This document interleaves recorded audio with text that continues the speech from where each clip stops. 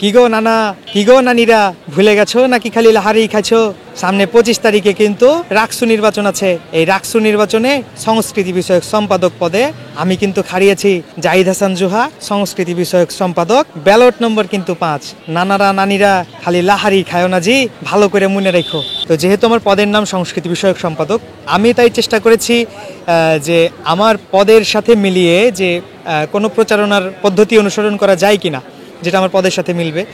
তো সেই চিন্তাভাবনা থেকে আমি একটু অন্যরকম, আপনারা জানেন যে রাজশাহী এবং চাপাই অঞ্চলের একটি অন্যতম সংস্কৃতি হচ্ছে গম্ভীরা গান, যেখানে নানা এবং নাতি তারা দুটো চরিত্রে থাকে। তো আমি সেই নানা যে চরিত্র আছে সেই চরিত্র ধারণ করার চেষ্টা করেছি।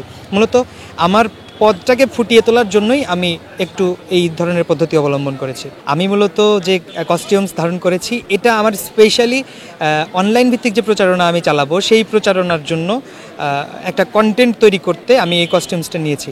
এর পাশাপাশি আমি যেহেতু ক্যাম্পাসে শ্যুট করতে এসেছি এই বেশে, আমি কিছু ভোটারদের কাছে রিচ করার চেষ্টা করেছি। আলহামদুলিল্লাহ সবাই ভালোভাবে নিয়েছে। তবে স্পেশালি আমি অনলাইন ভিত্তিক কন্টেন্ট তৈরি করার জন্যই এই কস্টিউমটা নিয়েছি। আর কন্টেন্ট যেটা তৈরি করব সেখানে রাজশাহীর আঞ্চলিক ভাষা ব্যবহার করেছি, কিন্তু বাস্তবে শিক্ষার্থীদের কাছে যখন যাচ্ছি তখন চেষ্টা করছি যে আঞ্চলিক ভাষা পরিহার করার জন্য।